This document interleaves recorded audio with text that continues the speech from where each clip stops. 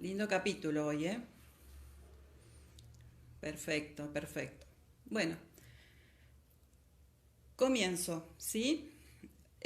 Hoy voy a leer el capítulo 13, En medio del juego. Inverness, 2 de junio de 1968. Fue Roger quien la encontró por la mañana, acurrucada en el sofá del estudio bajo la alfombra de la chimenea. El suelo estaba sembrado de papeles que habían caído de una carpeta.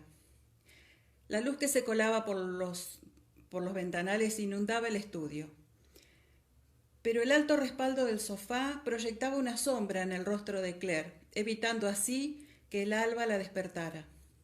La luz empezaba en ese momento a resbalar por la curva del polvoriento terciopelo y se colaba por entre los mechones de su pelo.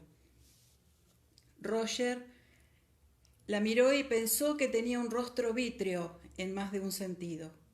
Tenía la piel tan pálida que se le veían las venas azules de las sienes y la garganta, y sus afilados y claros huesos estaban tan pegados a su piel que parecía esculpida en marfil. La manta le dejaba los hombros al descubierto. Un brazo descansaba en el pecho sujetando una hoja de papel arrugado contra su cuerpo. Roger lo levantó con cuidado para retirar la hoja sin despertarla. Estaba laxa, con la carne asombrosamente caliente y suave. Sus ojos encontraron de inmediato el nombre. Sabía que debía de haberlo encontrado. Jace Mackenzie Fraser. Murmuró apartando la vista del papel hacia la mujer que dormía en el sofá. La luz ya le estaba acariciando la curva de la oreja, se movió un poco y volvió la cabeza, pero su rostro cayó de nuevo presa de la somnolencia.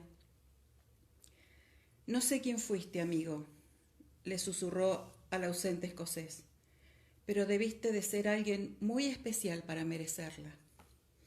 Con mucha suavidad volvió a subirle la manta hasta los hombros y bajó la persiana de la ventana que tenía a su espalda.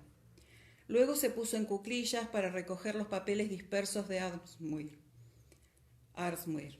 Eso era todo lo que necesitaba por el momento. Aunque el destino final de Jane Fraser no estuviera registrado en aquellas páginas, debía de figurar en la historia de la prisión.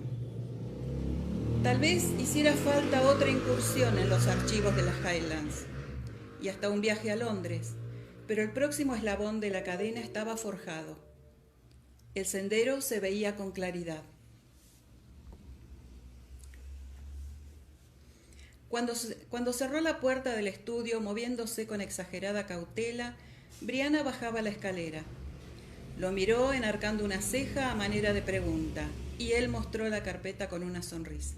Lo tenemos, murmuró. Ella no dijo nada, pero su cara esbozó una sonrisa tan brillante como el sol del amanecer.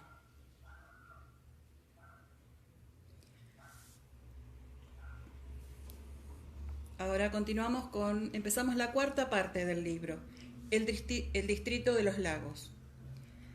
Capítulo número 14, Geneva. Helveter, septiembre de 1756. Creo, dijo Gray cauteloso, que debería usted pensar en cambiar de nombre. No esperaba respuesta. Fraser no había dicho una palabra tras 4 días de viaje, ignorando los silencios incómodos derivados de compartir la habitación sin una comunicación directa. Gray, encogiéndose de hombros, ocupaba la cama, mientras Fraser, sin un gesto ni una mirada, se envolvía en el raído capote y se tumbaba frente a la chimenea. Gray se rascó una buena colección de picaduras de pulgas y chinches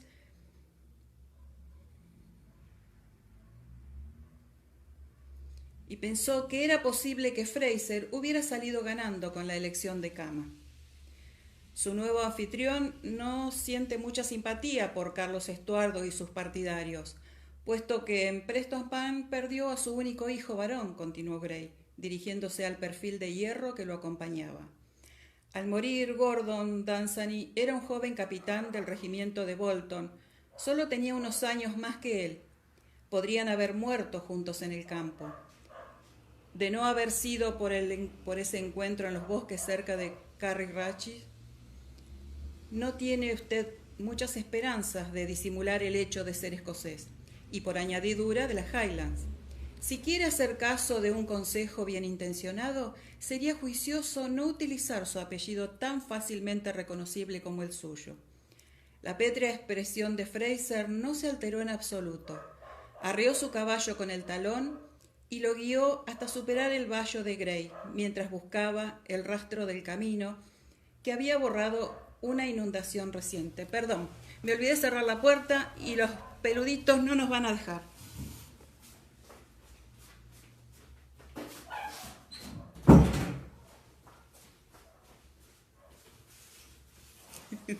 Perdón. La tarde ya estaba avanzada cuando cruzaron el arco del puente de Ashness. Para descender la cuesta hacia Butterdantar, aquella zona de Inglaterra, el distrito de los lagos, no se parecía a Escocia, pensó Grey, pero al menos tenía montañas. Eran colinas redondeadas y pendientes suaves, no inclinaciones imposibles como los acantilados escoceses, pero montañas al fin y al cabo. La laguna de Butterdan estaba oscura y agitada por el viento otoñal. En sus bordes crecían densos juncales y hierbas pantanosas. Las lluvias estivales habían sido más abundantes que de costumbre en aquel húmedo lugar, y las puntas de los matorrales anegados asomaban por encima del agua que había rebasado su cauce. En la cima de la loma siguiente, el sendero se dividía en dos. Fraser, que se había adelantado un poco, sofrenó a su caballo a la espera de indicaciones, con el viento revolviéndole el pelo. Aquella mañana no se lo había trenzado y los flamígeros mechones volaban alrededor de la cabeza. Chapoteando cuesta arriba, John William Grey observó al hombre detenido, inmóvil como una estatua de bronce en su montura, salvo por la melena agitada. El aliento murió en su garganta y se pasó la lengua por los labios murmurando para sí: «Oh, Lucifer, hijo de la mañana». Pero se contuvo para no añadir el resto del versículo. Para Jamie, aquellos 4 días de cabalgada hacia Belbutter habían sido una tortura. La súbita ilusión de libertad combinada con la certeza de su inmediata pérdida le hacían imaginar con horror un destino desconocido. Eso, sumado a la ira y el dolor que le provocaba el recuerdo todavía fresco en la memoria de haberse separado de sus hombres, la desgarradora pérdida que sentía abandonando las Highlands, sabiendo que su despedida podría ser permanente, y que todos sus momentos de conciencia estaban acompañados de un incesante dolor físico que se cebaba en los músculos que tanto tiempo hacía que no utilizaba para montar. Eran motivos más que suficientes para haberle atormentado durante todo el viaje.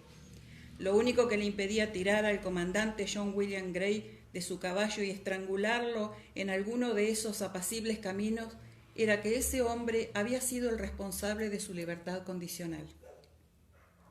Las palabras de Grey le resonaban en los oídos, medio borradas por el palpitar de su sangre colérica. Como la restauración de la fortaleza está casi terminada, gracias a su hábil ayuda y la de sus hombres, Grey había dado a su voz un tinte irónico. Los prisioneros serán trasladados a otros alojamientos, y la fortaleza de Earnsmuir servirá de cuartel al 12º de los dragones de su majestad. Los prisioneros de guerra escoceses serán transportados a las colonias americanas, donde se los venderá bajo contrato de servidumbre por el plazo de 7 años. Jamie, que se había mantenido cuidadosamente inexpresivo, pero ante esa noticia sintió que la cara y las manos se le entumecían de espanto. ¿Servidumbre? Eso no es mejor que la esclavitud, dijo, aunque sin prestar mucha atención a sus propias palabras. América, tierra de salvajes a la que se llega cruzando 5.000 kilómetros de mares desiertos y agitados. La servidumbre en América era el equivalente al exilio permanente de Escocia. Un contrato de servidumbre no es esclavitud, le había asegurado Grey. pero el comandante sabía tan bien como él que la diferencia era una mera cuestión legal, válida solo cuando los siervos contratados, si sobrevivían, recobraban su libertad en alguna fecha predeterminada. Un siervo contratado era a todas luces esclavo de su amo. El amo podía abusar, azotar o marcar al preso a voluntad, y éste tenía prohibido por ley abandonar la propiedad del dueño sin permiso. Tal como se le iba a prohibir a Fraser en adelante. A usted no se lo enviará con los otros. Gray no lo miró al decirlo. No es un simple prisionero de guerra, sino un traidor convicto, y como tal debe permanecer prisionero y a disposición de su majestad. No es posible conmutarle la sentencia por traslado sin la aprobación real, y su majestad no se ha dignado a aprobarlo. Jamie tuvo conciencia de un notable abanico de emociones. Por debajo de su ira inmediata había miedo y pesar por el destino de sus hombres, mezclado con una pequeña chispa de ignominioso alivio porque cualquiera que fuese su destino, no lo confiarían al mar. Avergonzado de sí mismo, volvió hacia Gray una mirada fría. El oro, dijo sin más. Es por eso, ¿no? Mientras hubiera la menor posibilidad de que él revelara lo que sabía de aquel tesoro casi mítico, la corona inglesa no correría el riesgo de perderlo a manos de los demonios marítimos o los salvajes de las colonias. El comandante aún rehusaba mirarlo, pero se encogió de hombros, lo cual equivalía a un asentimiento. ¿Y entonces dónde iré? Cuando empezó a sobreponerse del impacto de la noticia, su propia voz le sonó oxidada y un poco ronca. Gray se había afanado en poner en orden el papeleo. Estaban a principios de septiembre y por la ventana medio abierta se colaba una cálida brisa que agitaba los papeles. A un lugar llamado Hellwater, en el distrito de los Lagos, de Inglaterra. Se le alojará en la casa de Lord Dunsany, a quien prestará los servicios domésticos que él requiera. Solo entonces Gray levantó la vista con una expresión ilegible en los ojos claros. Yo le visitaré cada 3 meses para asegurarme de su bienestar. Ahora observaba la espalda del comandante, cubierta por la casaca roja, mientras cabalgaban uno detrás de otro por los estrechos senderos, aliviándose de sus angustias, al imaginar los grandes ojos azules inyectados en sangre, saltones de asombro mientras le apretaba el cuello con las manos y le hundía los dedos en la carne enrojecida por el sol hasta que el cuerpo, menudo y musculoso, quedaba laxo como un conejo muerto. ¿Con que a disposición de su majestad? No se engañaba. Todo aquello lo había tramado Gray. El oro era solo una excusa. Iban a venderlo como sirviente. Lo mantendrían en un sitio donde Gray pudiera verlo y regodearse. Esa era la venganza del comandante.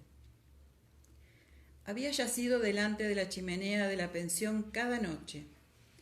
Trataba de dormir con todo el cuerpo dolorido y estaba muy atento a cualquier movimiento y crujido procedente del hombre acostado en la cama detrás de él. Y esa atención le pasaba factura. A la pálida luz del alba se volvía a encerrar en la ira y deseaba que el hombre se levantase de la cama e hiciese algún desgraciado gesto en su dirección que le diera pie a descargar su ira en forma de apasionado asesinato. Pero Gray solo roncaba.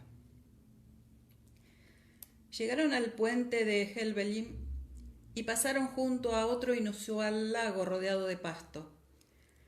Las hojas rojas y amarillas de los arces y alerces se desprendían de sus ramas en forma de lluvia y resbalaban por los cuartos traseros ligeramente sudados de su caballo. Le azotaban el rostro y pasaban de largo con un susurro y una caricia fina como el papel. Gray se detuvo justo delante de él y giró en la silla, esperándolo. Habían llegado. La tierra descendía en picado hacia un valle donde se alzaba la casa solariega semioculta entre árboles brillantes del otoño.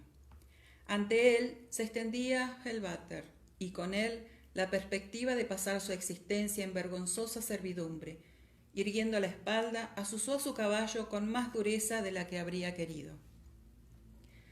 Grey fue recibido en el salón principal sin que el cordial Lord Dunsany se preocupara por sus ropas desaliñadas y sus botas mugrientas. Lady Dunsany, una mujer menuda y algo regordeta, de pelo rubio descolorido, se mostró exageradamente hospitalaria. ¿Una copa, Johnny? Tienes que tomar una copa. Luis, querida mía, creo que deberías traer a las niñas para que saluden a nuestro huésped. Mientras Lady Dunsany daba órdenes a un lacayo, su señoría se inclinó sobre la copa para murmurarle: «El prisionero escocés, ¿lo has traído contigo?» «Sí», confirmó Grey. No había muchas posibilidades de que la señora lo escuchara, pues mantenía una animada conversación con el mayordomo sobre las nuevas disposiciones para la cena. Aún así, le pareció mejor hablar en voz baja. «Lo he dejado en el vestíbulo delantero. No estaba seguro de qué desearía usted hacer con él». «¿Dices que tiene habilidad con los caballos? ¿No? Entonces lo mejor sería hacerlo mozo de cuadra, como sugeriste». Lord Dunsany echó un vistazo a su esposa y volvió hacia ella su flaca espalda para hacer aún más reservado el diálogo. «No he dicho a Luis quién es él», murmuró el varón. «Con tanto miedo como causaron las gentes de las Highlands durante el alzamiento, el país estaba paralizado de terror, ¿sabes? Y ella no ha superado la muerte de Gordon». «Comprendo». Grey dio unas palmaditas tranquilizadoras al viejo. Estaba convencido de que Dunsany tampoco había superado la muerte de su hijo, aunque logró levantar el ánimo con valentía por su esposa y sus hijas. «Le diré solo que es un sirviente al que me has recomendado. No es peligroso, supongo, porque, bueno, las niñas...» Lord Dunsany dirigió una mirada intranquila a su esposa. «No hay ningún peligro», aseguró Grey a su anfitrión. «Es un hombre de honor y ha dado su palabra. No entrará en la casa ni cruzará los límites de la propiedad, salvo con tu permiso expreso». El comandante sabía que Hellbatter ocupaba un terreno de más de 240 hectáreas. Estaba muy lejos de la libertad y también de Escocia, pero quizás fuera un poco mejor que las estrechas celdas de Ardmuir o las lejanas privaciones de las colonias. Un ruido en la puerta hizo que Dunsany se girara en redondo y recuperase una sonriente jovialidad ante la aparición de sus hijas. «¿Te acuerdas de Ginebra, Johnny?», preguntó impulsando a su huésped hacia adelante. «La última vez que viniste, Isobel era todavía una criatura. Cómo pasa el tiempo, ¿no?», y negó con la cabeza con leve horror. Isobel tenía 14 años. Era menuda, regordeta, burbujeante y rubia como su madre. En cuanto a Ginebra, Grey no la recordaba, o tal vez sí, pero la flacucha colegiala de los años anteriores tenía escaso parecido con aquella elegante joven de 17 años que ahora le ofrecía la mano. Isobel se parecía a su madre, pero Ginebra había salido a su padre, por lo menos en cuanto a altura y delgadez. Quizá hubo un día en que el canoso pelo de Lord Dunsany fue de ese castaño brillante y la chica tenía los ojos de color gris claro de Dunsany. Las muchachas saludaron al visitante con amabilidad, pero era obvio que estaban más interesadas en otra cosa. «Papá», dijo Isobel tirándole de la manga, «en el vestíbulo hay un hombre gigantesco». Mientras bajábamos la escalera no dejaba de mirarnos. «¡Qué miedo! Da miedo verlo». «¿Quién es, papá?», preguntó Ginebra con interés, pese a su mayor reserva, aunque era evidente que también estaba interesada. Caramba, ha de ser el nuevo mozo de cuadra que nos ha traído John», explicó Lord Dunsany, claramente aturulado. «Voy a ordenar que alguno de los lacayos lo lleve a...». Lo interrumpió la súbita aparición de un sirviente visiblemente espantado por la noticia que traía.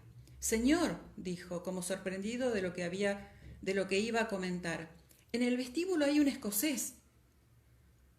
Y por si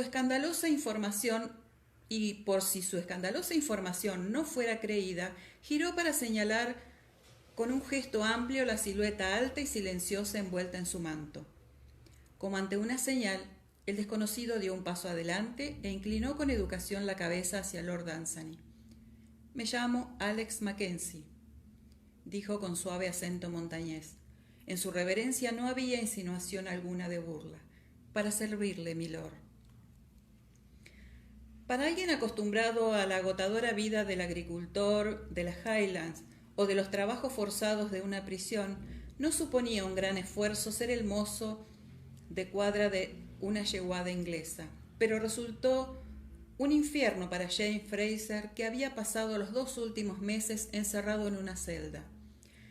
Dado que los demás habían partido hacia las colonias, durante la primera semana, mientras sus músculos se acostumbraban a las exigencias del movimiento constante, caía por la noche en su jergón de lenar tan fatigado que ni siquiera soñaba.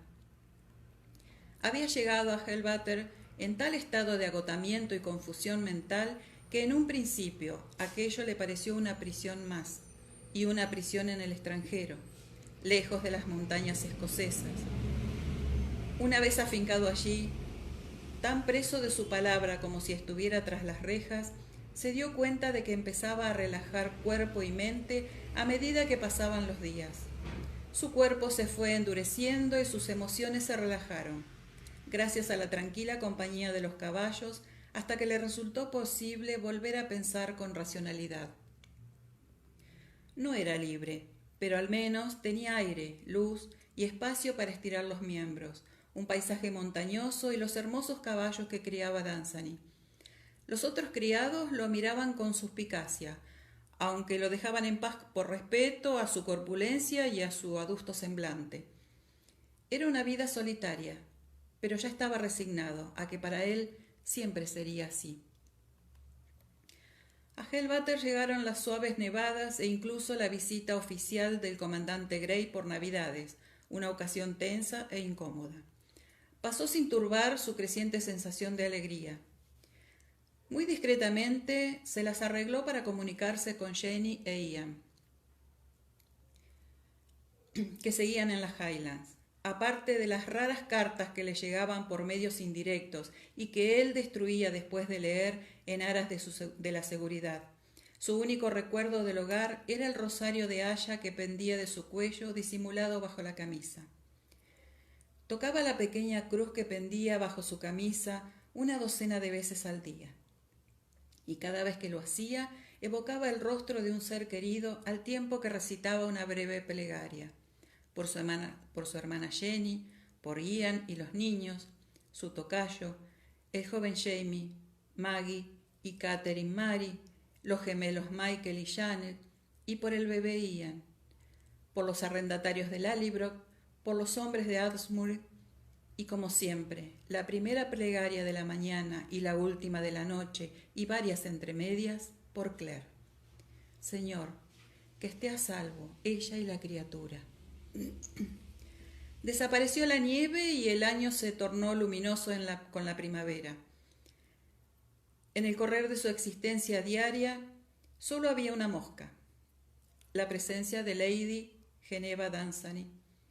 Lady Geneva, bonita, malcriada y despótica, estaba habituada a obtener lo que deseaba y cuando lo deseaba, dando al traste con las conveniencias de quien se le interpusiera.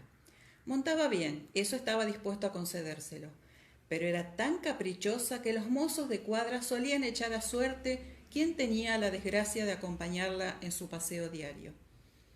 Sin embargo, en los últimos tiempos, Lady Geneva elegía por sí misma a su acompañante, Alex Mackenzie. Él apeló primero a la discreción y luego a las pasajeras indisposiciones, para librarse de acompañarla a la retirada bruma de las colinas que se erguían sobre Hellwater, lugar por donde tenía prohibido montar debido a la inestabilidad del camino y sus peligrosas nieblas. «Tonterías», replicó ella, «no seas estúpido, nadie nos verá, vamos». Y partía, espoleando brutalmente a su yegua antes de que pudiera detenerla, riéndose de él por encima del hombro. Su enamoramiento era tan obvio que los otros palafreneros sonreían de soslayo y se hacían comentarios en voz baja cada vez que ella entraba al establo. Cuando se hallaba con ella, Jamie sentía una intensa necesidad de rechazarla, pero hasta el momento había optado por guardar un estricto silencio, siempre que estaban juntos, y responder a todas sus insinuaciones con un gruñido. Confiaba en que tarde o temprano ella se cansaría de su actitud taciturna y trasladaría sus fastidiosas atenciones a otro de los sirvientes. Quisiera Dios que se casara pronto y se fuera bien lejos de Belváter y de él. El día era soleado, cosa rara en el distrito de los lagos, donde la diferencia de humedad entre las nubes y el suelo suele ser imperceptible.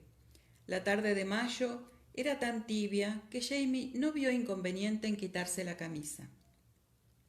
Le pareció que estaría a salvo en aquellas alturas y no tenía más compañías que la de Bess y Blossom, los dos impasibles caballos que tiraban del rodillo. Era un campo grande, pero los caballos eran viejos y estaban muy acostumbrados a una tarea que disfrutaban.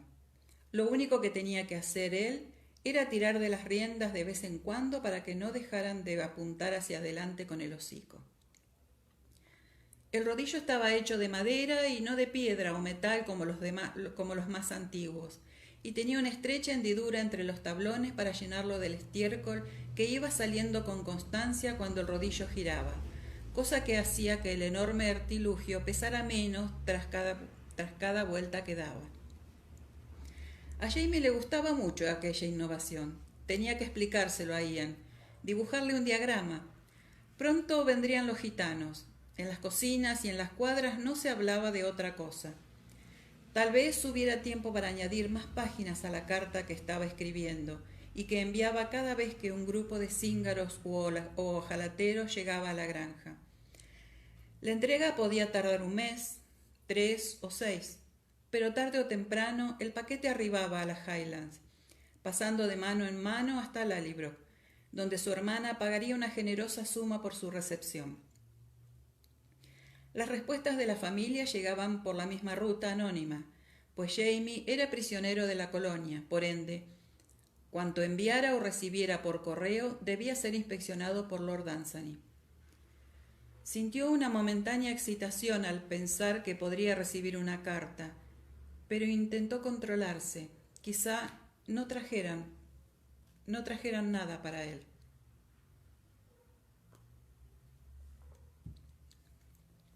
«So», gritó más por apariencia que por otra cosa. Bess y Blossom veían la cercanía del muro de piedra tan bien como él, y eran perfectamente conscientes de que ese era el punto en que debían iniciar su aparatosa maniobra.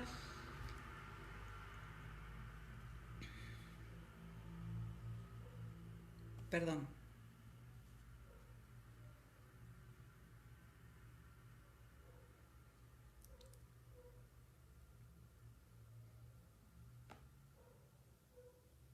Perdón, me perdí.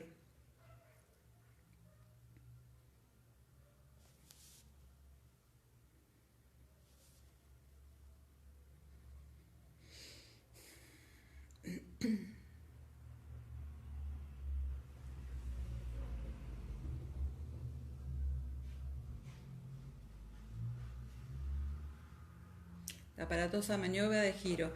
Bess movió una oreja y resopló y él se rió. «Sí, ya lo sé», le dijo al animal, tirando de las riendas con suavidad, «pero me pagan por decirlo».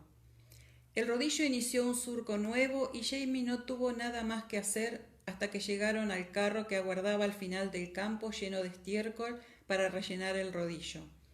Con el sol en la cara, Jamie cerró los ojos disfrutando del calor en el pecho y los hombros. Un cuarto de hora después, el agudo relincho de un caballo lo arrancó de su somnolencia. Al abrir los ojos, vio al jinete que se acercaba desde el corral inferior, enmarcado entre las orejas de Blossom. Se incorporó de inmediato para ponerse la camisa. «No hace falta que te cubras por mí, Mackenzie». La voz de Geneva Dunsany sonaba chillona y algo sofocada. Vestía su mejor traje de montar. Llevaba un broche en el cuello y el color de su rostro era más intenso del habitual, para la temperatura que hacía. —¿Qué estás haciendo? —preguntó mientras ponía su yegua al paso junto al rodillo. —Esparzo estiércol, milady —respondió él sin mirarla. —Ah. Ella lo acompañó a lo largo de medio surco antes de buscar más conversación. —¿Sabes que van a casarme? Claro que lo sabía. Todos los criados sabían desde hacía ya un mes, por Richard, el mayordomo que estaba sirviendo en la biblioteca cuando el abogado llegó de Derwentwater para redactar el contrato matrimonial. Lady Geneva había sido informada apenas 2 días atrás. Según Betty, su doncella, no recibió de buen grado la noticia. Jamie respondió con un gruñido, sin comprometerse. Con Elsmer, añadió, tenía las mejillas encendidas y los labios apretados. Le deseo la mayor felicidad, milady. Jamie tiró brevemente de las riendas, pues habían llegado al final del sembrado. Saltó de la montura antes de que Bess detuviera sus pezuñas. No tenía ninguna gana de seguir conversando con Lady Geneva, cuyo ánimo parecía muy peligroso. —¡Felicidad! —exclamó ella, dándose una palmada en el muslo con un relampagueo de sus grandes ojos grises. —¿Felicidad? ¿Con un viejo que podría ser mi abuelo? Jamie sospechaba que en cuanto a ser feliz, las perspectivas del conde eran aún más limitadas que las de ella, pero se limitó a murmurar: —Perdone, milady, y se apartó para desenganchar el rodillo. Ella desmontó y lo siguió. Es un sucio negocio entre mi padre y Elsmer. Mi padre me ha vendido, simplemente. Si se interesara un poquito por mí, no habría aceptado esta alianza. ¿No te parece terrible que me utilicen así? Por el contrario, Jamie pensaba que Lord Anthony, padre muy afectuoso, había concertado la mejor alianza posible para la malcriada de su hija mayor. El conde de Elsmer era un anciano, sí. Era muy posible que en pocos años Geneva se convirtiera en una viuda joven, sumamente rica y con un título de condesa por añadidura. Por otra parte, esas cosas quizás no tuvieran mucha importancia para una señorita obstinada de 17 años, una terca malcriada, se corrigió Jamie, al ver su petulante boca asomando bajo sus ojos. Estoy seguro de que su padre tiene siempre en cuenta lo que más le conviene a usted, milady, respondió inexpresivo. ¿Por qué no se iba de una vez aquel pequeño demonio? Pero no pensaba marcharse. Se le acercó con su expresión más conquistadora, estorbándole la tarea de abrir la escotilla de carga del rodillo. Pero, ¿casarme con ese viejo marchito? Observó. Mi padre no tiene corazón si piensa entregarme a ese animal. Se puso de puntillas para mirar a Jamie. ¿Cuántos años tienes tú, Mackenzie? Por un instante a él se le detuvo el corazón. Muchísimos más que usted, milady, dijo con firmeza. Con su permiso. Pasó a su lado como pudo, sin tocarla, y subió a la carreta cargada de estiércol, razonablemente seguro de que ella no lo seguiría hasta allí. Pero todavía no estás preparado para el osario, ¿verdad, Mackenzie? Ahora la tenía frente a sí, sombreándose los ojos con la mano para mirar hacia arriba. Se había levantado una brisa que le agitaba unas hebras del pelo castaño. ¿Has tenido esposa, Mackenzie? Apretó los dientes. Le asaltó el impulso de tirarle una pala llena de estiércol por encima de la cabeza castaña, pero se controló y enterró la pala en la montaña al tiempo que contestaba. Sí, en un tono que no permitía más indagaciones. A Lady Geneva no le interesaba la sensibilidad ajena. Bien, dijo satisfecha. Entonces, ¿sabes lo que se hace? ¿Lo que se hace? Él se detuvo bruscamente antes de cavar con un pie apoyado en la pala. En la cama, aclaró ella con calma. Quiero que te acuestes conmigo. En la impresión del momento, Jamie solo tuvo una ridícula visión de la elegante Lady Geneva despatarrada en el estiércol de la carreta con las faldas cubriéndole la cara. Dejó caer la pala. ¿Aquí?, graznó. Claro que no, tonto, exclamó ella con impaciencia. En una cama, como debe ser.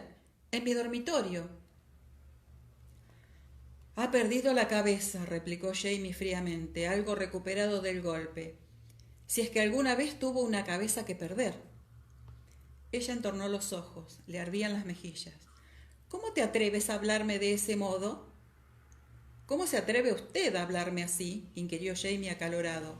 Una jovencita de buena familia, haciendo propuestas indecentes a un hombre que le dobla la edad, a un palafrenero de su padre, añadió recordando su posición. Luego le espetó algunas observaciones más, recordándole también que ella era Lady Geneva y él era el mozo de su padre. Luego hizo un esfuerzo por dominar la cólera. Le pido perdón, milady.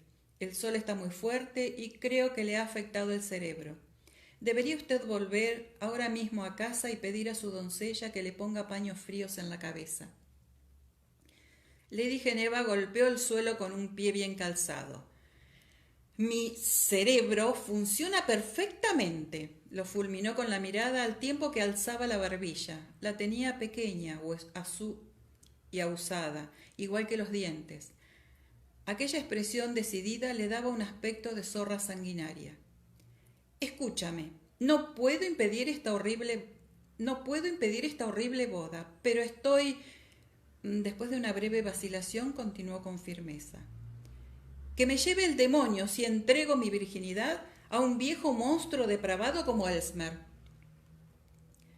Jamie se pasó la mano por la boca.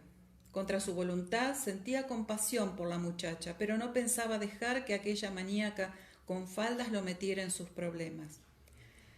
Comprendo bien el honor que me hace, milady, dijo por fin con ironía, pero en verdad no puedo. Sí que puedes. Ella posó abiertamente los ojos en sus pantalones mugrientos. Betty asegura que sí.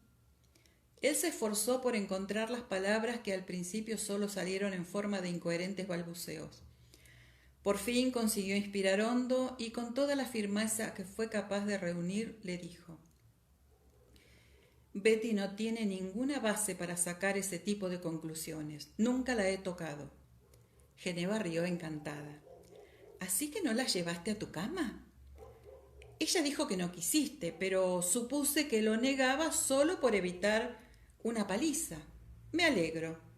No podría compartir a un hombre con mi doncella.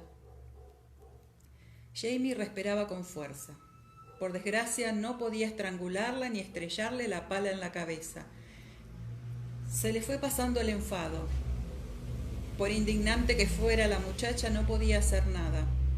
Por mucho que quisiera, no podía obligarlo a meterse en la cama con ella. Le deseo buenos días, milady, dijo con toda la cortesía posible, y le volvió a la espalda para continuar arrojando paladas de estiércol al interior del rodillo. Si no lo haces, señaló ella con dulzura, diré a mi padre que me has hecho proposiciones deshonestas. Te hará azotar hasta despellejarte. Encogió involuntariamente los hombros. No era posible que la muchacha lo supiera. Desde que llegó había tenido mucho cuidado de no quitarse la camisa delante de nadie. Se volvió con cautela. Lo estaba mirando con una luz triunfal en los ojos. Es posible que su padre no me conozca bien, adujo, pero usted la conoce desde que nació.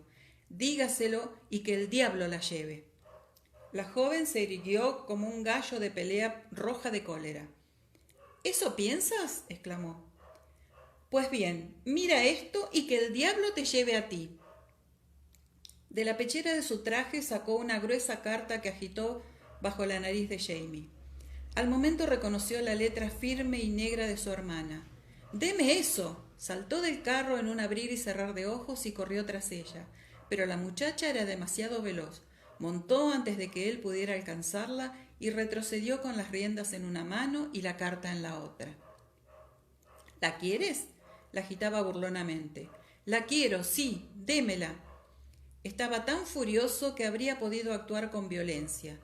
Le podría haber pegado. Por suerte su yegua percibió su rabia y reculó resoplando y coceando intranquila.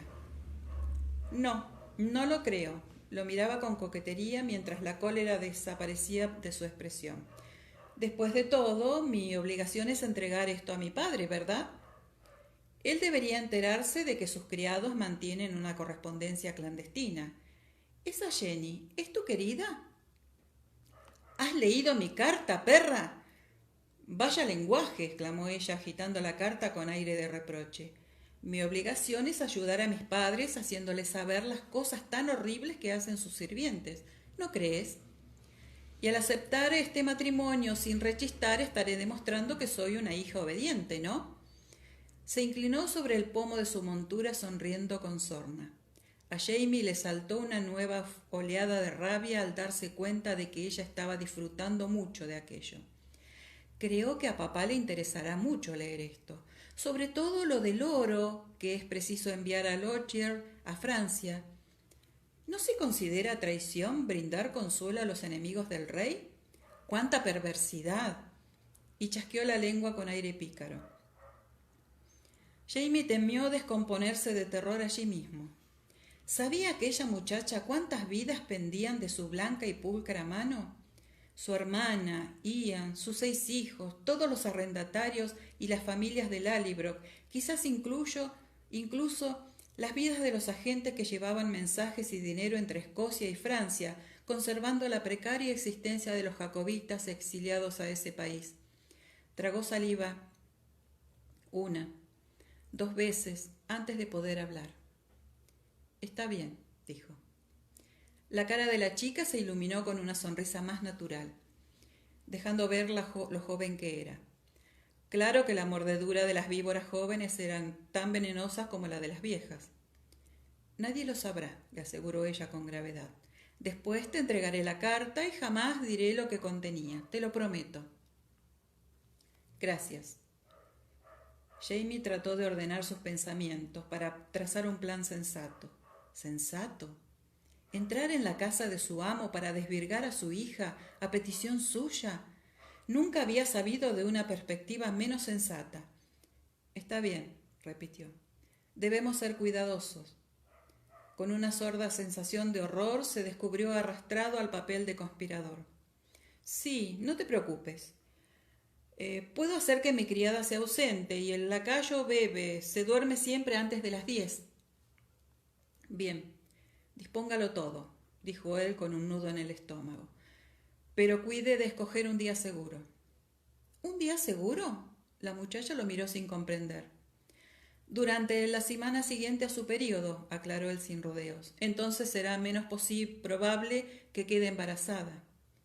Oh, se había ruborizado, pero lo miraba con renovado interés.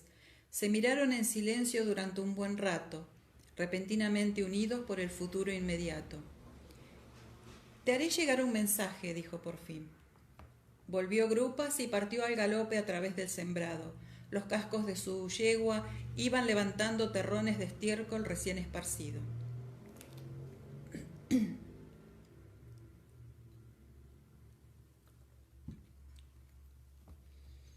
Se deslizó bajo la hilera de alerces maldiciendo para sus adentros. No había mucha luna, lo cual era una bendición. Algo más de 5 metros de campo abierto que cruzara la carrera y estaba enterrado hasta las rodillas en un ariete de aguileñas. Levantó la vista hacia la casa, cuya mole se erguía ante él, oscura y adusta. Sí, allí estaba la vela en la ventana, tal como ella le había dicho. Aún así, contó las aberturas con cuidado para verificarlo. Que el cielo lo protegiera si se equivocaba de cuarto, y que el cielo lo protegiera también si daba con el cuarto correcto. Pensó lúgubre mientras buscaba apoyo en el tronco de la enorme enredadera que cubría aquel lado de la casa. Las hojas susurraban como azotadas por un huracán, y los troncos, a pesar de lo recio que eran, crujían y se doblaban bajo su peso de una forma alarmante. Lo único que podía hacer era trepar lo más rápido posible y prepararse para zambullirse en la noche si de repente se abría alguna ventana. Llegó al pequeño balcón jadeando, con el corazón acelerado y cubierto de sudor. Pese al frío de la noche. Se detuvo un momento, allí solo bajo las estrellas, y respiró. aprovechó para maldecir una vez más a Geneva Danzani y abrió la puerta. Ella le estaba esperando y había oído con claridad su ascenso por la hiedra. Abandonando la chaiselongue en la que estaba sentada, se le acercó con la barbilla erguida y la cabellera castaña suelta sobre los hombros. Vestía un camisón blanco de tela muy fina, atado en el cuello con un lazo de seda. La prenda no parecía el camisón clásico de una dama, y Jamie advirtió sorprendido que llevaba las ropas reservadas para su noche de bodas. «¿Has venido?» Él percibió su tono triunfal, pero también un leve estremecimiento. ¿Así que no estaba tan segura? No tenía muchas alternativas, respondió brevemente mientras se volvía para cerrar la puerta-ventana. ¿Quieres un poco de vino? Esforzándose por mostrarse gentil, la muchacha se acercó a la mesa, donde había una botella con 2 copas. Él se preguntó cómo la habría conseguido. De cualquier modo, en esas circunstancias no le vendría mal un trago de algo. Asintió y aceptó la copa llena que le ofrecía. Mientras sorbía el vino, la observó disimuladamente. El camisón no ocultaba mucho su cuerpo, y mientras su corazón se recuperaba poco a poco del pánico del ascenso, se dio cuenta de que su principal temor, no ser capaz de cumplir con su parte del trato, desapareció sin esfuerzo. Era delgada y de pechos pequeños, pero toda una mujer, sin duda. Terminada la bebida, dejó la copa. No tenía sentido perder el tiempo. ¿La carta?, preguntó sin rodeos. Después, dijo ella, endureciendo la boca. Ahora, si no, me voy. Jamie giró hacia la ventana como si fuera a cumplir su amenaza. ¡Espera! Se volvió a mirarla con mal disimulada impaciencia. ¿No confías en mí?, preguntó ella con fingido encanto. No, fue la seca respuesta. La muchacha lo miró con enfado, proyectando un labio petulante, pero él se limitó a observarla por encima del hombro sin apartarse de la ventana. «Oh, bueno», dijo ella, por fin encogiéndose de hombros. Rebuscó por debajo de varias capas de bordados y sacó la carta de su costurero para lanzarla dentro del aguamanil que había junto a él. Él la recogió de inmediato y la desdobló para asegurarse. Sintió una oleada de furia mezclada con alivio al ver el sello violado y la letra familiar de Jenny, pulcra y enérgica. ¿Y bien?, la voz de Geneva impaciente interrumpió su lectura. «Deja eso y ven aquí, Jamie. Estoy lista», anunció sentándose en la cama con las rodillas pegadas al pecho. Él se tensó y le clavó una mirada fría por encima de las páginas que tenía entre las manos. «No me llame por ese nombre». Ella alzó su mordaz barbilla un poco más y arqueó sus cejas perfiladas. «¿Por qué? Es el tuyo. Así te llama tu hermana». Jamie vaciló un momento. Luego dejó la carta con toda intención y bajó la cabeza hacia la atadura de sus pantalones. «La serviré como es debido», dijo observando sus dedos de trabajador. «Por mi honor de hombre y por el suyo de mujer, pero...» Levantó la cabeza para clavarle los ojos entornados. «Puesto que me ha traído a su cama, mediante amenazas contra mi familia, no permitiré que me llame con el nombre que ellos me dan». Permanecía inmóvil, con los ojos fijos en ella. Por fin, la muchacha asintió con sequedad y bajó la mirada a la cama. Repasó el contorno del estampado con el dedo. «¿Cómo debo llamarte, pues?», preguntó al fin con voz débil.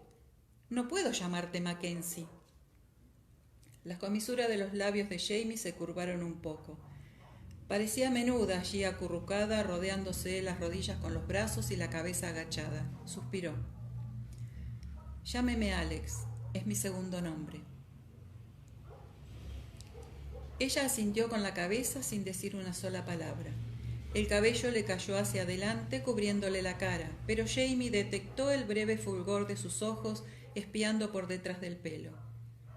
«Está bien», gruñó, «podéis mirarme».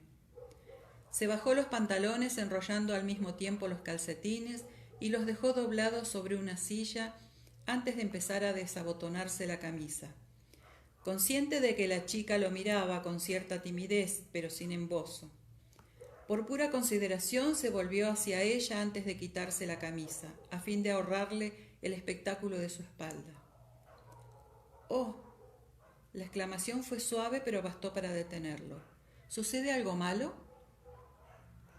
«Oh, no, es decir, no imaginaba que...»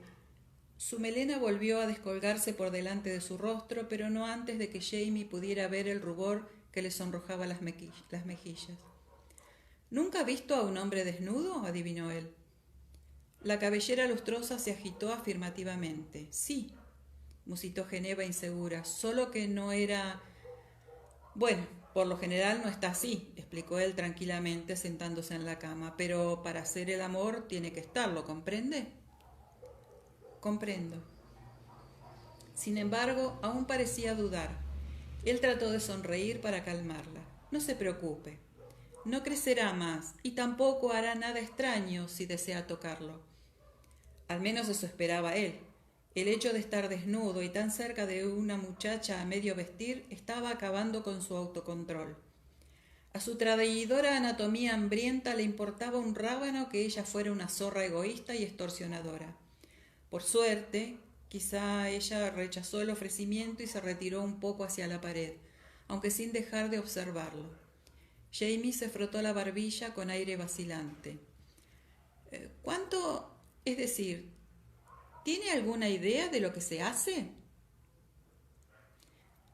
Ella enrojeció, aunque sus ojos se mantenían claros y sin malicia. «Bueno, como con los caballos, supongo». Él hizo un gesto afirmativo, pero sintió una punzada de dolor al recordar que, en su noche de bodas, él también había supuesto que sería como en los caballos.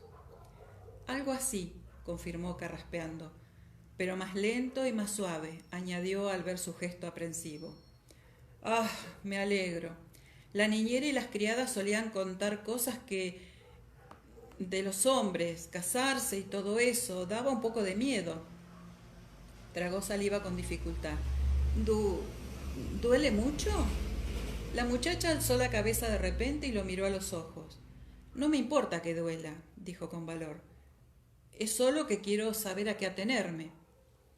Jamie sintió una pequeña e inesperada simpatía. Por muy mimada, egoísta y desconsiderada que fuera, estaba claro que por lo menos tenía carácter.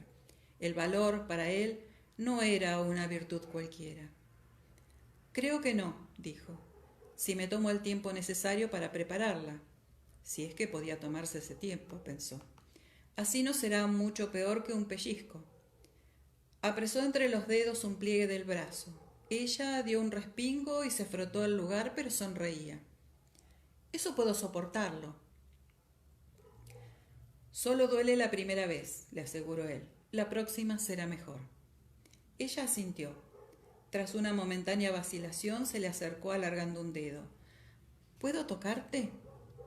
Jamie se echó a reír, aunque se apresuró a sofocar la voz. «Creo que debe usted hacerlo, milady, para que yo pueda hacer lo que me pide». Geneva le deslizó la mano por el brazo, lentamente y con tanta suavidad que le hizo cosquillas, y sintió un escalofrío. Ya más confiada, le rodeó el antebrazo con los dedos. «Eres muy grande». Jamie sonrió, pero se mantuvo inmóvil, permitiéndole explorar su cuerpo tanto como deseara. Notó cómo se le contraían los músculos de la tripa mientras ella le acariciaba el muslo y se aventuraba con cautela por encima de la curva de sus nalgas. Sus dedos se detuvieron junto a la cicatriz que le surcaba el muslo izquierdo. «Está bien», le aseguró él, «ya no me duele». La joven, sin responder, deslizó 2 dedos a lo largo de la cicatriz sin ejercer presión. Las manos investigadoras, cada vez más descaradas, treparon por las redondeadas curvas de sus anchos hombros y se detuvieron en la espalda. Jamie cerró los ojos y esperó. Adivinando la trayectoria de sus movimientos por los cambios de presión que notaba sobre el colchón, la muchacha se puso detrás de él y se quedó en silencio. Hubo un suspiro trémulo y los dedos volvieron a tocar con suavidad su espalda destrozada. ¿Y no tuviste miedo cuando dije que te haría azotar? La voz sonaba extrañamente ronca, pero él no abrió los ojos. No, ya no me asusta casi nada. En realidad, lo asustaba pensar que cuando llegara el momento no podría contenerse para tratarla con la debida delicadeza. Le dolían los testículos de necesidad y sentía los latidos de su corazón palpitándole en las sienes.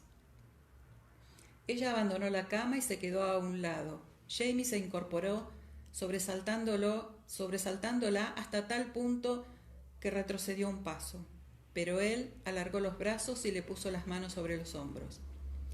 ¿Puedo tocarla yo, milady? Las palabras sonaban burlonas, pero el contacto no. Ella asintió sin aliento y se dejó abrazar.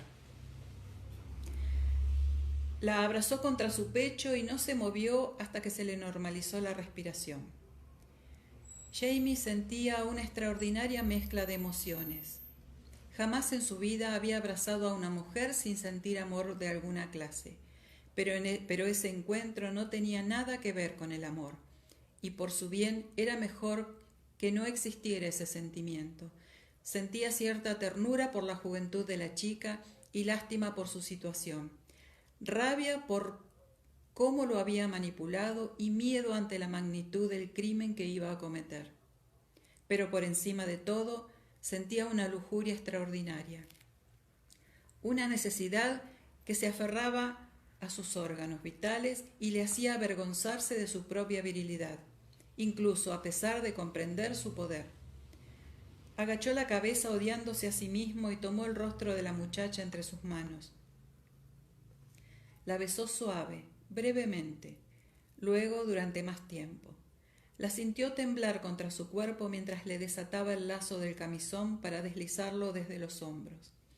Luego la levantó para ponerla en la cama y se echó a su lado rodeándola con un brazo mientras le acariciaba los pechos. Primero uno y luego el otro, cogiéndolos con la mano para que ella pudiera sentir su peso y calidez.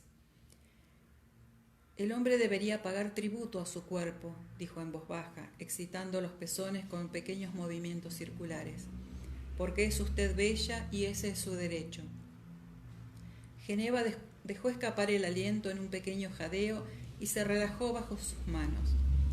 Él se tomó su tiempo, moviéndose tan despacio como podía, obligarse a hacerlo, acariciando y besando, tocándola apenas. No le gustaba aquella muchacha, no quería estar allí, no quería hacer eso, pero hacía más de 3 años que no tocaba a una mujer. Trató de calcular cuándo estaría dispuesta, pero ¿cómo podía saberlo? Estaba sonrojada y jadeada, pero se limitaba a quedarse como una pieza de porcelana en exhibición. ¿No podía darle alguna señal, la maldita? Se pasó una mano temblorosa por el pelo tratando de sofocar las confusas emociones que se adueñaban de él con cada nuevo latido de su corazón. Estaba enfadado, aterrado y poderosamente excitado, y la mayoría de esas emociones no le servían de nada en aquel momento. Cerró los ojos y respiró hondo, tratando de relajarse y de reunir las fuerzas necesarias para ser delicado. No. Claro que ella no podía demostrárselo. Nunca hasta entonces había tocado a un hombre. Tras haberlo obligado, dejaba todo el asunto en sus manos con una maldita, indeseada e injustificable confianza. La tocó con suavidad entre las piernas. No las separó para él, pero tampoco se resistió. Estaba un poco húmeda. Tal vez hubiera llegado el momento.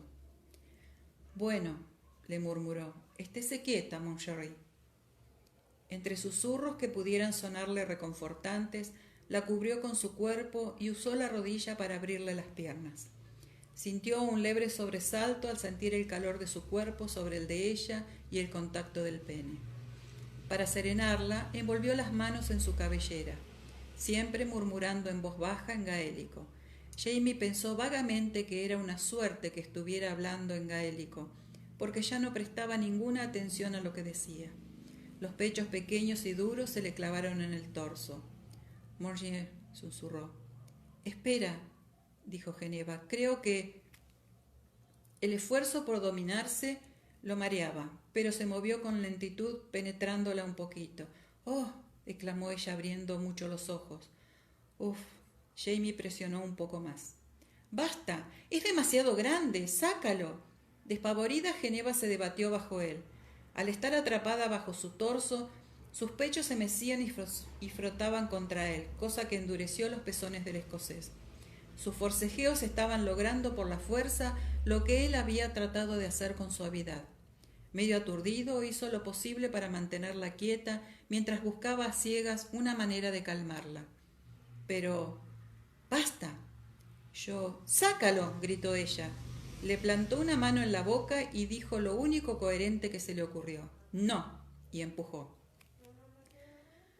Lo que podría haber sido un alarido emergió entre sus dedos como un estrangulado «¡Ay! ¡Ay!». Los ojos de Geneva se tornaron enormes y redondos, pero estaban secos. De perdidos al río, el refrán se coló de forma absurda en su cabeza, dejando a su paso un embrollo de incoherentes alarmas y una intensa sensación de terrible urgencia entre ellos. En aquel momento él solo era capaz de hacer una cosa, y la hizo. Su cuerpo le arrebató el control con despiadada ferocidad mientras se movía al ritmo de la inexorable dicha pagana. Solo hicieron falta unos pocos embates para que la ola se abatiera sobre él, agitándole la columna de arriba a abajo para acabar barriendo los últimos restos de racionalidad que se aferraban como percebes a los confines de su mente. Jamie recuperó la conciencia poco después, tumbado de lado con el sonido de su propio corazón en los oídos. Entreabriendo un solo párpado, vislumbró la piel rosada a la luz de la lámpara. Debía averiguar si la había hecho sufrir mucho, pero todavía no, por Dios. Cerró el ojo otra vez y se limitó a respirar. ¿En qué estás pensando? La voz sonaba vacilante y un poco temblorosa, pero no histérica. Demasiado nervioso para reparar en lo absurdo de la pregunta, Jamie respondió con la verdad. Me preguntaba por qué demonios los hombres quieren acostarse con mujeres vírgenes. Hubo un largo silencio y luego una inspiración temblorosa. Lo siento, musitó ella, no sabía que a ti también te dolería. Él abrió de golpe los ojos, atónito, y se incorporó sobre un codo.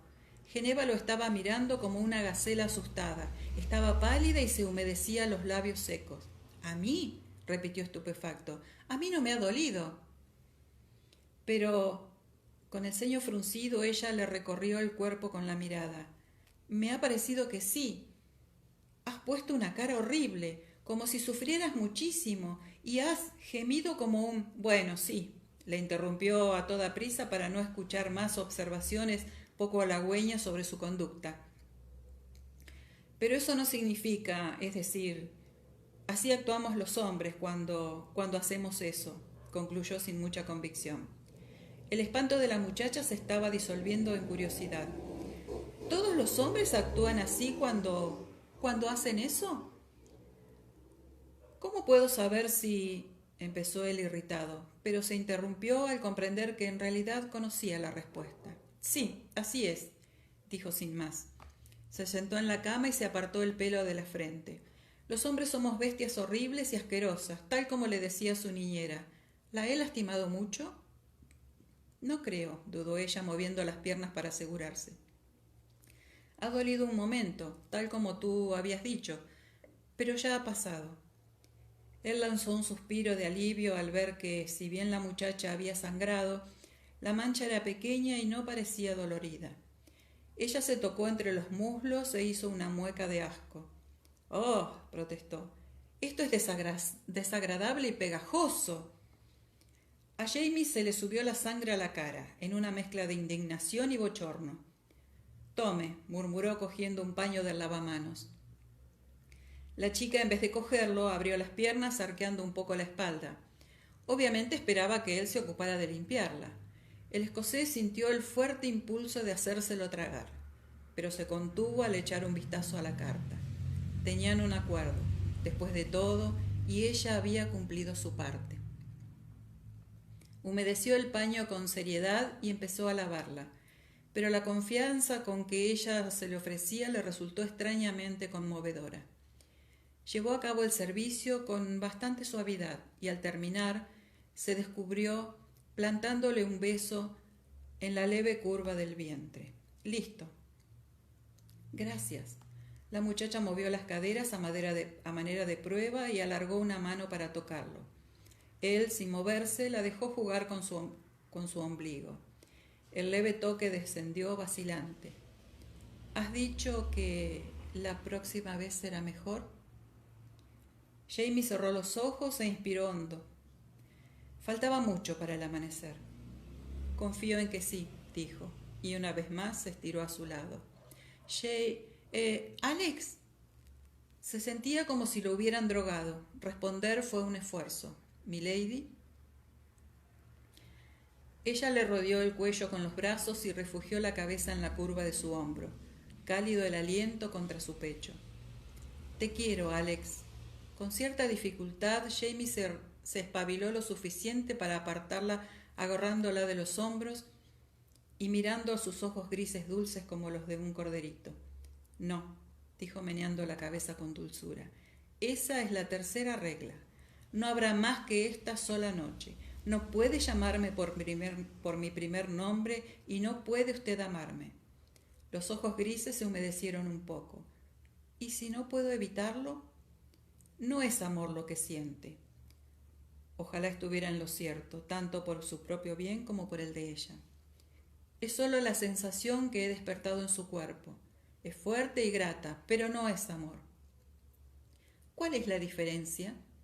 Se frotó la cara con las manos. Esa chica era toda una filósofa, pensó con ironía. Inspiró hondo y soltó el aire antes de contestarle. «El amor es para una sola persona. Esto, lo que siente usted por mí, puede sentirlo con cualquier hombre, no es especial». Una sola persona.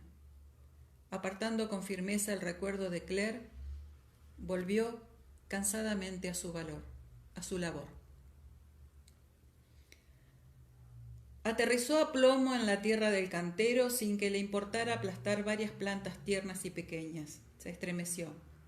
La hora previa al amanecer no era solo la más oscura, sino también la más fría, y su cuerpo se rebeló con fuerza por haberlo obligado a abandonar su aventurero nido de suavidad y calidez para lanzarse a la gélida negrura, protegido del aire frío de aquel desapacible día con poco más de una fina camisa y unos pantalones. Aún recordaba la curva tibia y rosada de la mejilla que había besado antes de partir. Todavía tenía muy presentes las formas de la muchacha cálida entre sus manos, y flexionó los dedos al recordarlas mientras buscaba a tientas el oscuro perfil del muro del establo. Se había quedado tan vacío que tuvo que hacer un esfuerzo descomunal para impulsarse y trepar por él, porque no se podía arriesgar a que el crujido de la puerta despertara a Hughes, el mozo encargado. Avanzó a tientas por el patio interior, atestado de carretas y bultos, listos para el viaje que Lady Geneva emprendería hacia la casa de su nuevo lord tras la boda del jueves. Entró en el establo y subió la escalerilla hasta su enar. Cuando se cubrió con la única manta que tenía, en la paja helada, se sentía totalmente vacío. Y así llegamos a este capitulón. Bueno, espero que les haya gustado. Flor de capítulo, ¿eh? Terrible esta Geneva. Bueno, mañana seguimos con la lectura. Muchas gracias y nos vemos mañana.